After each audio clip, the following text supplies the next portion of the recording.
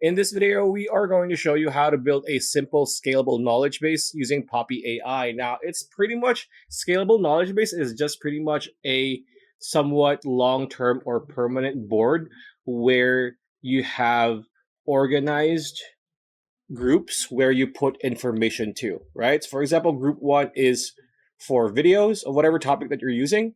Group two is documents. Group three is, say, you know, uh, like audio files. Maybe you did interviews and you want to upload the audio files here. You can put everything here. So you're organized and just connected to a Poppy AI chat. So you can just scale this up by creating subgroups if you want. So for example, group one, you can make this move group three and two below and add a new subgroup under group one that says, YouTube videos or Netflix documentaries to use as part of your study or whatever it is that you are using for your knowledge base, and just feed it to your Poppy chat.